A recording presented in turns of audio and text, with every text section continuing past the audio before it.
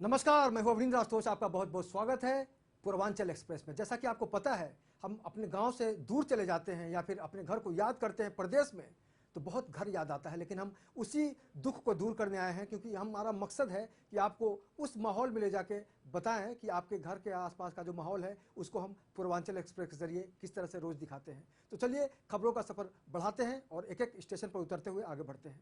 महोबा दौरे पर आए प्रभारी सचिव अशोक कुमार जिला अस्पताल का निरीक्षण करने पहुंचे, जहां उन्होंने स्वास्थ्य महकमे को कड़े निर्देश दिए कि भैया ये सब क्या हो रहा है। अस्पताल में कई खामियां उन्होंने पाई। अस्पताल में मौजूद पीड़ित मरीजों ने उन्हें अपना दुखड़ा सुनाया। वहीं अस्पताल प्रशासन और डॉक्टरों पर मरीजों ने वसूली करने का भी गंभीर आरोप लगा दिया है। मैं अभी सस्पेंड कर दूंगा, लिख के भेज दूंगा। ये ज्यादा हो रहा है, इसमें कोई शक नहीं है। महिला में भी देखिए दिखा पाना ये मुश्किल बात है। आज वो लिख दे रहा है, प्रत्यक्ष है। मैं इसका पूरा कर दूं उसका। सब करो ना सर, ऐसे सीधा करो। ठीक है, मैं देख लिया। मैं ये भी जानती हूँ, उसने आरोप लगाया है। अब ये लोग विभाग से ही जांच करवाएंगे तो क्या सही जांच हो जाएगी?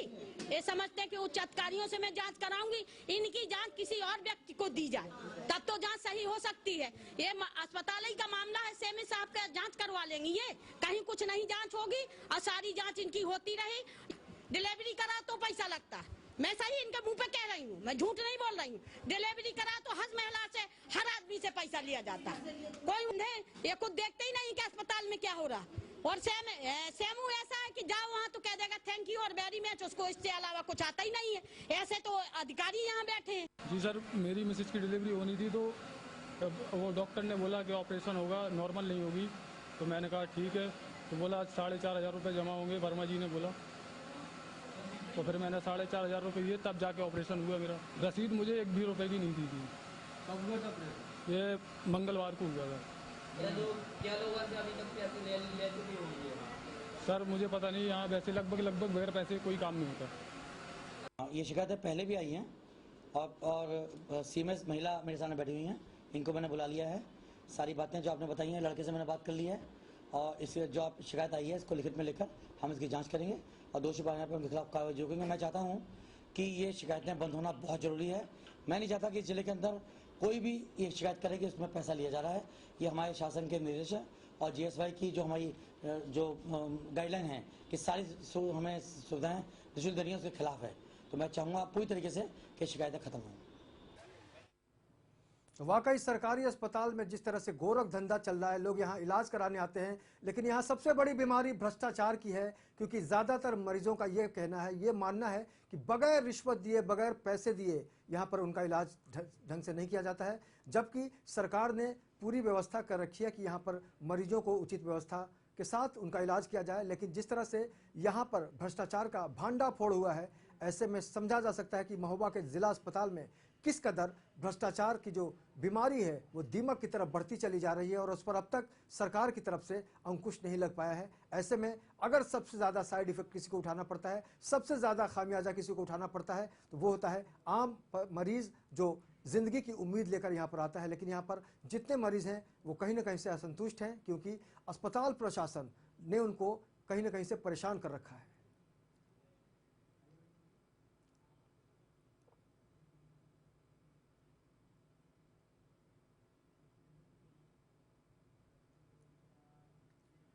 तो सरकारी अस्पताल में अगर इस तरह का गोरख धंधा होगा तो मरीज कहां जाएंगे। लेकिन उत्तर प्रदेश में महोबा में ऐसा हुआ है कि सच जो है आपने भी देखा। चलिए आगे बढ़ते हैं। गोरखपुर में आंबेडकरवादी जागरण मंच के हजारों कार्यकर्ता आरक्षण की मांग को लेकर सड़कों पर उतर गए। कार्यकर्ताओं ने सड़कों पर विशाल जुलूस निकालते हुए आरक्षण का नारा लगाया और मांग की और पूरा महानगर घूमते हुए आंबेडकर चौराहे पर पहुंचकर आरक्षण के खिलाफ हुंकार भरी।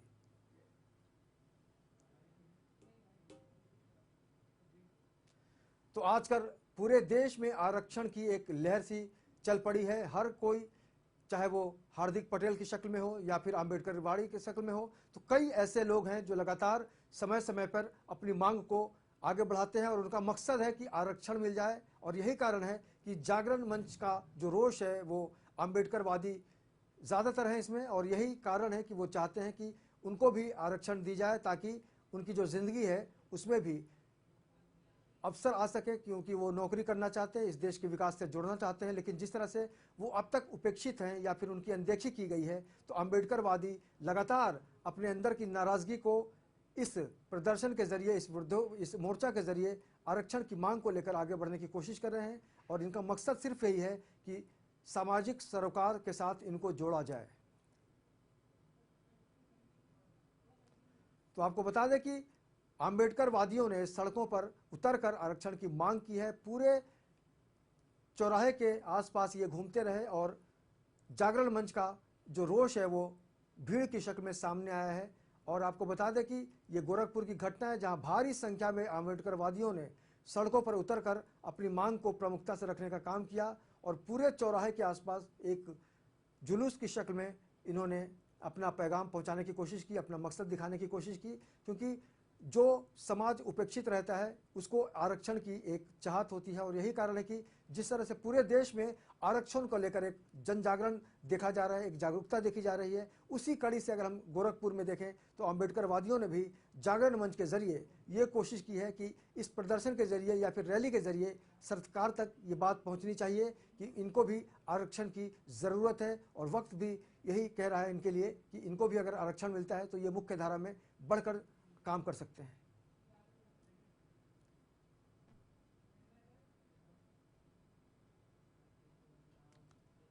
तो चलिए पूर्वांचल एक्सप्रेस की गाड़ी आगे बढ़ाते हैं। इलाहाबाद विश्वविद्यालय परिसर में छात्र संघ इन दिनों अराजकता का कारण बन गया है। अब आप बोलेंगे कैसे? तो दरअसल विश्वविद्यालय के कला संकाय में छात्र संघ चुनाव के लिए नामांकन भरने आए छात्र नेता और पुलिस के बीच जबरदस्त भिड़ंत हो गई। छात्रों और यूनिवर्सिटी प्रशासन के बीच हुए विवाद के बाद पुलिस को भी दखल देनी पड़ी, जिससे छात्रों ने जमकर उत्पात मचाया।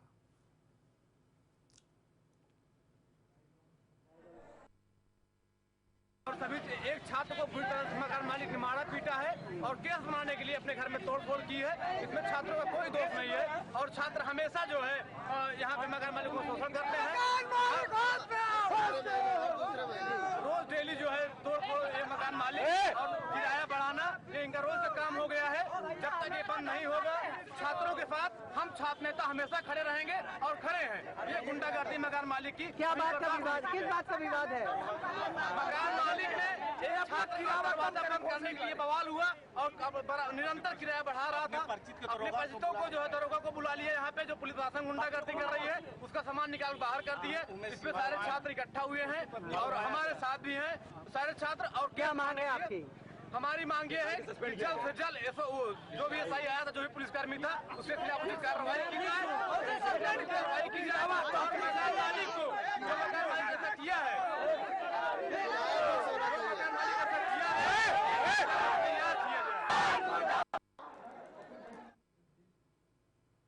तो छात्र नेताओं और पुलिस के बीच जिस तरह से भिड़ंत हुई, उससे समझा जा सकता है कि मामला किस कदर गंभीर है। क्योंकि जब भी इस तरह का मामला आता है, अगर हम छात्र संघ के चुनाव की बात करें तो अराजकता को वजह बताया गया है और निश्चित रूप से अनुशासनहीनता का जो पूरा मामला है और कहीं ना कहीं से जिस तरह से छात्रों के साथ मकान मालिक का व्यवहार सामने आया है, उसके अंदर लगातार यही पाया गया कि मकान मालिक के अंदर नाराज़गी थी और मकान मालिक ने पैसे ना मिलने की तरह का जो एक गुस्सा था उसको उसने दिखाया है और सारे सामान को बाहर फेंक दिया। बस क्या, फिर उसके बाद छात्रों का जमावड़ा हुआ और छात्रों को निपटने के लिए पुलिस का भी बंदोबस्त कर दिया गया। और यही कारण है कि पुलिस और छात्रों में भिड़ंत हो गई और निश्चित रूप से कहा जा सकता है कि भिड़ंत का जो पूरा असर है वो सड़क पर गया। आगजनी की घटना सामने आप अपने स्क्रीन पर देख सकते हैं।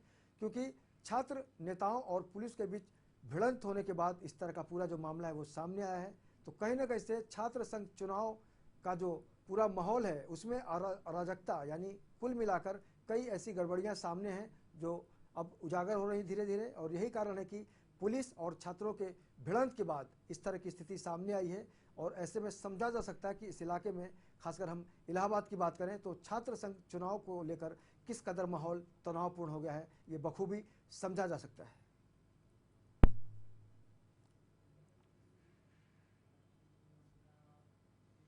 यूपी है भैया, हर कोई नेता बनना चाहता है, लेकिन पुलिस भी अपने तरीके से काम करना चाहती है और ऐसे में टेंशन तो आम आदमी को ही होगा। तो जाहिर सी बात है। और यूपी में अगर हम बात करें अपराध की तो उसका बढ़ता ग्राफ और अपराधियों के बढ़ते हौसले किस कदर बुलंद है, इसका अंदाजा आप बांदा के इस मामले से लगा सकते हैं। मामला कोतवाली थाना क्षेत्र के मोहल्ला बाबा तालाब इलाके का है, जहां डीआईजी जोन और एसपी आवास से बमुश्किल 1.5 किलोमीटर की दूरी पर आधा दर्जन बदमाशों ने एक मकान में धावा बोल दिया। हथियारबंद डकैतों ने 1 घंटे तक पूरे परिवार को बंधक बनाकर जमकर पिटाई की, धुनाई की और घर में लाखों की चोरी को अंजाम दिया। डकैतों की पिटाई से एक 5 साल के मासूम की मौत भी हो गई। वहीं इस वारदात में घायल हुए दंपत्ति को कानपुर रेफर कर दिया गया है ताकि उनकी जिंदगी सलामत हो सके। तो जिस तरह से लूटपाट की घटना सामने आई है, ऐसे में 1.5 घंटे तक घर वालों को बंधक बनाया गया लुटेरों की तरफ से, डकैतों की तरफ से। और सबसे जो दुर्भाग्यपूर्ण घटना घटी कि एक मासूम बच्चे को भी अपनी जान गंवानी पड़ी। ये उत्तर प्रदेश के बांदा का मामला है। बंधक बनाकर लुटेरों ने लूटपाट की और लोगों को इतना मारा कि उसमें एक बच्चे की मौत हो गई।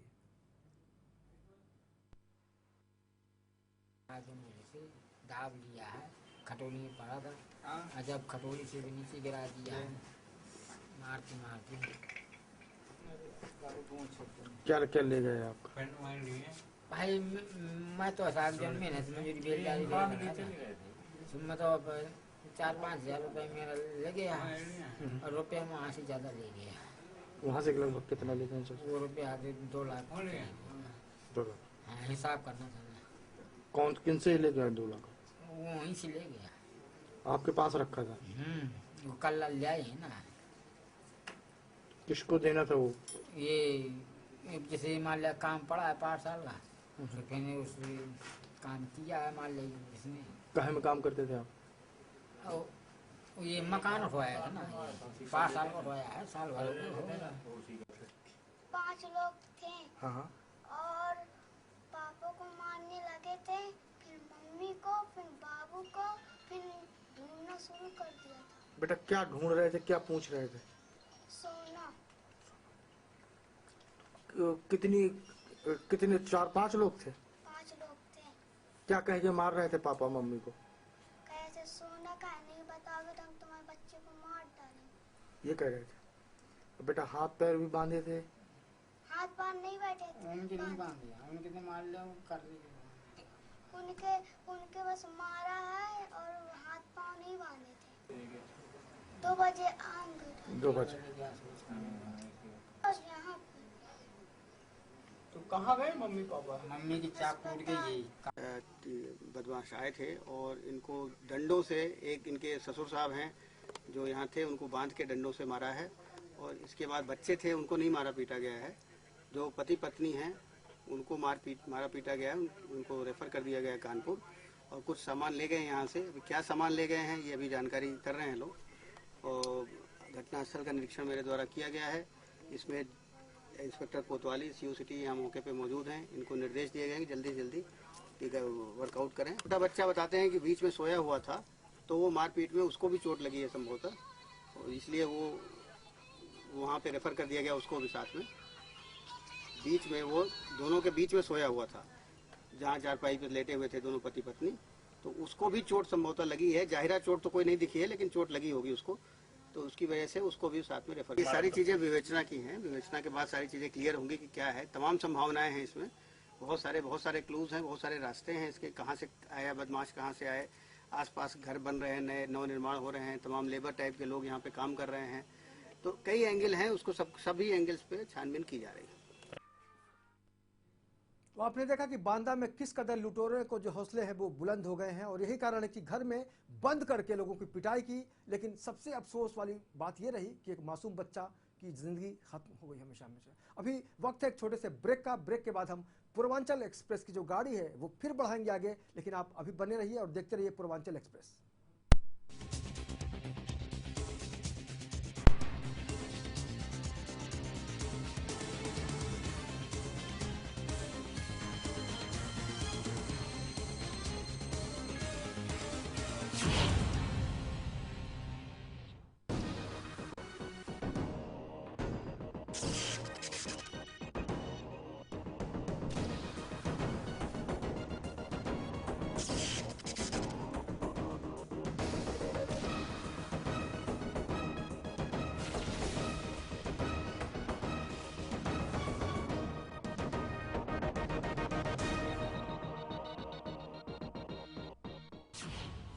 की परख। हूँ सैयद जैदी और काफी दिनों के बाद एक बार फिर आप मुझसे रूबरू हैं तजुर्बे की कसौटी पर। रॉबर्ट वाड्रा अकेले ऐसे व्यक्ति हिंदुस्तान में नहीं होंगे जिन्होंने ये काम किया। अब वजह यह है कि वो 10 जनपद के दामाद हैं। फिर वही बेबाक अंदाज। जब अपने घर शीशे के हों तो पत्थर क्यों उठाते हैं खामखा आप लोग? राष्ट्रीय विपक्षी पार्टी के अंदर इतनी हिम्मत नहीं थी कि ये मुद्दा उठा सके। देखिए जायजा सैयद जैदी के साथ सोमवार से शुक्रवार रात 8 बजे सिर्फ लेमन न्यूज पर। लेमन टीवी अब इसलिए हिट हो जाएगा पूरे महाराष्ट्र में और पूरे देश में क्योंकि वो पूर्वियों की आवाज बनने जा रहा है, पूर्वियों की भाषा को तवज्जो देने जा रहा है। इसलिए मेरी शुभकामना भी है और आशा है कि सुपरहिट लेमन होगा। जी नमस्कार, मैं सुरेश शुक्ला, गायक संगीतकार। पूर्वांचल एक्सप्रेस के समस्त दर्शकों को बहुत बहुत बधाई देता हूं। उत्तर प्रदेश, बिहार, तमाम अपने गांव जवार की न्यूज़ देखें, खुश रहें। धन्यवाद। मैं हूं निर्माता, निर्देशक और संगीतकार राजकुमार पांडे और आप सब देख रहे हैं पूर्वांचल एक्सप्रेस। और मैं बहुत सारी शुभकामना देता हूं कि चैनल उस तरह चले, प्रोग्राम उस तरह चले जिस तरह से गंगा जमुना का धारा चलता रहता है, निरंतर बहता रहता है, उसी तरह जो एक्सप्रेस है ये अपने आप एक रफ्तार में चलता रहे। धन्यवाद। लेमन चैनल की तरफ से पूर्वांचल एक्सप्रेस नाम का जो कार्यक्रम पूर्वांचल के लोगों के लिए शुरू किया गया है, मैं पूर्वांचल के लोगों की तरफ से और अपनी तरफ से पूर्वांचल एक्सप्रेस के सभी लोगों को, पूरी टीम को ढेर सारी शुभकामनाएं देता हूं।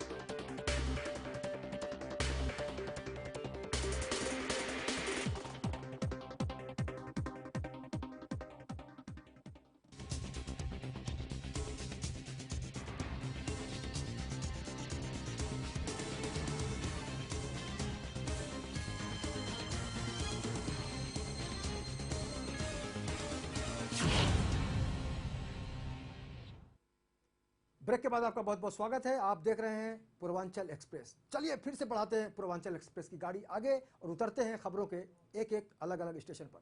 संत कबीर नगर मुख्यालय के गड़त वालिया में आयोजित हुंकार रैली का आयोजन किया गया, जिसके मुख्य अतिथि अपना दल की राष्ट्रीय अध्यक्ष सांसद अनुप्रिया पटेल और महाराष्ट्र प्रभारी महेंद्र वर्मा भी पहुंचे और सभा को संबोधित किया।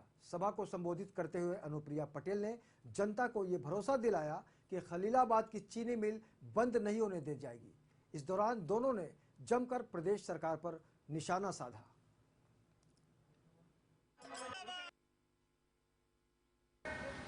इस खलीलाबाद शुगर मिल के प्रबंधन द्वारा हमारे भाइयों को बीआरएस के आवेदन पत्र पे जबरन हस्ताक्षर करा के निकाला गया है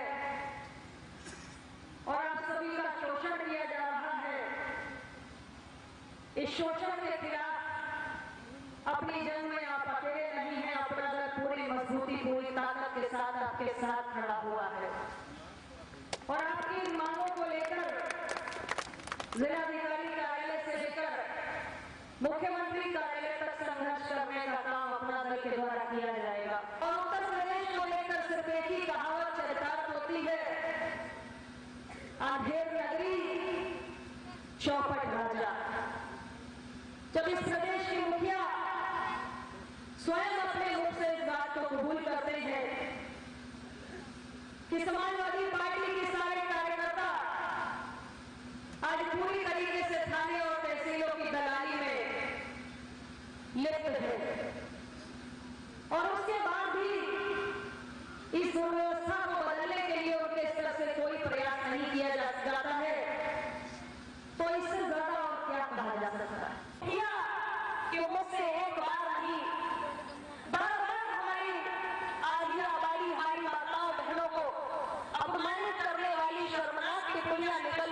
कराती हैं, तो हम कैसे सोच सकते हैं कि उन सरकार के कार्यकाल में उनका पुलिस प्रशासन हमारी महिलाओं को सुरक्षित रखने के लिए कोई प्रभावी कदम उठाएगा। साथियों, गलती एक बार हो सकती है, चूक एक बार हो सकती है, जुबान एक बार फिसल सकती है, लेकिन अगर बार बार महिलाओं को अपमानित करने वाली शर्मनाक आपत्तिजनक टिप्पणियां एक ऐसे दल के राष्ट्रीय अध्यक्ष मुख से निकल कर आती है जो एक बार नहीं।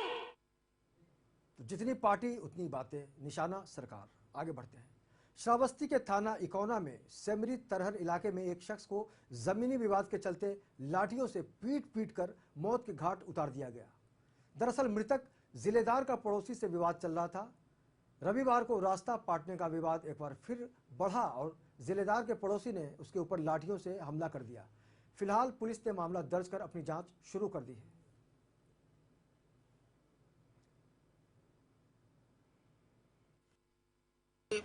सेमरी तरहर में एक जिलेदार खां सनम बबूती, इनकी उम्र करीब 70 वर्ष है। ये भयापुरवा, सेमरी तरहर के बगल में गाँव है, सब भयापुरवा, वहीं के रहने वाले हैं। इनका ग्राम समाज की ज़मीन को लेकर विवाद था, कुछ लोगों ने इसमें समझौता करा दिया था। आज इसी ज़मीन में वो विपक्षी कुछ बांट रहे थे, इसको लेकर उन्होंने मना किया और उस पर विवाद हुआ, मारपीट हुई, उसमें जिलेदार खां की हत्या हो गई।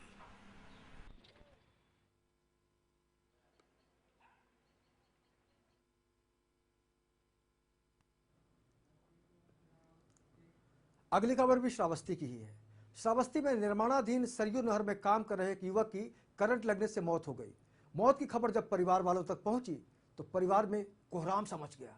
भाई की मौत का सदमा संतोष का चचेरा भाई बर्दाश्त नहीं कर पाया और तालाब में कूदकर उसने भी मौत को गले लगा लिया।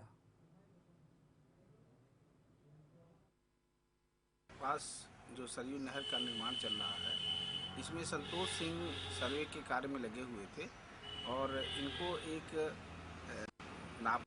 लंबाई, चौड़ाई, गहराई नापने के लिए एक एल्युमिनियम की फंटी दी हुई थी, जिससे वो नाप रहे थे।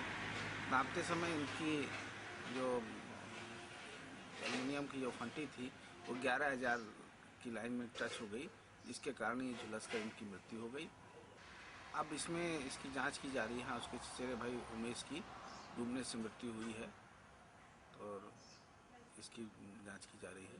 आज हमारा लड़का संतोष कुमार सिंह सरयू नहर में सर्वे का काम करने गया था। 3-4 लोग उसके साथ में और थे। ऊंचाई माप रहा था, अल्युमिनियम की फंटी 11,000 लाइन से टच हो गई, उसका मौत हो गया। भाई का मौत सुनकर हमारा भतीजा उमेश सिंह वही तालाब में कूद पड़ा और अपना भी जान गंवा दिया। रहने वाले हैं, सरयू नहर खंड 3 टिटहिरिया में काम करने के लिए गए हुए थे।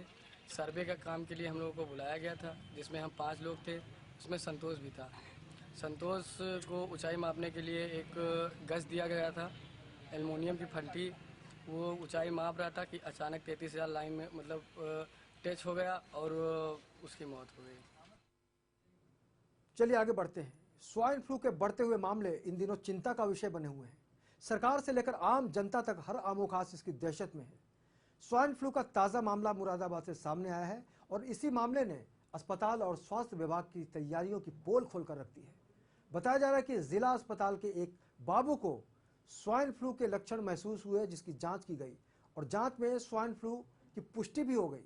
शुरुआती इलाज में सुधार नहीं होने पर अधिकारी का इलाज प्राइवेट अस्पताल में किया गया, जहां अधिकारी की स्थिति पहले से बेहतर बताई जा रही है। साथ ही पूरे जिले में स्वाइन फ्लू की लेकर जो व्यवस्था है उसको देखते हुए हाई अलर्ट भी जारी कर दिया गया है।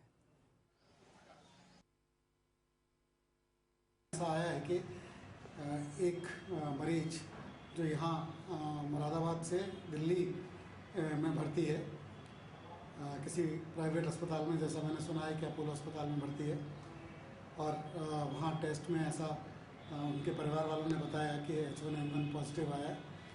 किंतु अभी तक उसकी न तो अस्पताल की तरफ से और न ही दिल्ली गवर्नमेंट के संक्रामक रोग विभाग की तरफ से कोई हमें ऑफिशियल एडवाइजरी अभी तक नहीं प्राप्त हुई है, न ही कोई सूचना प्राप्त हुई है। लेकिन फिर भी हम लोगों ने इस बात को पूरी गंभीरता से लेते हुए हमने ये जो स्वाइन फ्लू से संबंधित हमारे यहाँ गाइडलाइंस सारी भारत सरकार की हैं वो हम लोगों ने पहले से ही सब लागू कर रखी है। और यहाँ मुरादाबाद जनपद में स्वाइन फ्लू के टेस्ट लिए जाने के लिए जो किट्स होती हैं वो जो है सैंपल लिए जाने की व्यवस्था है वो हमारे पास मौजूद है। और जो दवाएं मरीज को और मरीज के क्लोज कॉन्टैक्ट्स को दी जाती हैं वो दवाएं भी हमारे पास पहले से मौजूद है। तो हम लोग पूरी तरीके से तैयार हैं। यदि इस प्रकार का कोई और मामला संज्ञान में आएगा तो तत्काल कार्रवाई की जाएगी और पूरे ज़िले को अलर्ट पे कर दिया। नहीं, जो पेशेंट है आप ही के डिपार्टमेंट से जुड़ा हुआ है, क्या हिस्ट्री है पेशेंट की? नाम तो हम नहीं पूछ रहे, क्या हिस्ट्री है पेशेंट की, कैसे क्या है? पेशेंट ये मेरे जानकारी में ऐसा आया कि वो लोग कहीं बाहर घूमने गए हुए थे, जयपुर संभवतः, और वहाँ से बीमार होकर वो लौटे और वो दिल्ली इलाज कराने चले गए। तो बहुत ज़्यादा अधिक जानकारी तो उपलब्ध नहीं है क्योंकि मरीज के जो तो स्वाइन फ्लू से देश परेशान है। लेकिन आजकल गणेशोत्सव का माहौल है और पूरी हिंदुस्तान में अगर हम पूरे देश की बात करें तो अलग अलग इलाकों में गणेशोत्सव का धूम मचा हुआ है। अगर हम बात करें पूर्वांचल की तो पूर्वांचल में भी अक्सर हमने देखा है कि गणपति बप्पा को भी लोग अपने अपने तरीके से पूजते हैं और उनको प्रतिष्ठापित करते हैं। अब आज के पूर्वांचल एक्सप्रेस में हम चलते चलते आपको छोड़ जाते हैं एक भोजपुरी गीत के साथ जिसमें गणपति बप्पा की आराधना हो रही है, पूजा अर्चना हो रही है। तो मुझे दीजिए आज्ञा यानी गणपति बप्पा मोरिया और आप लीजिए इस गाना का मजा।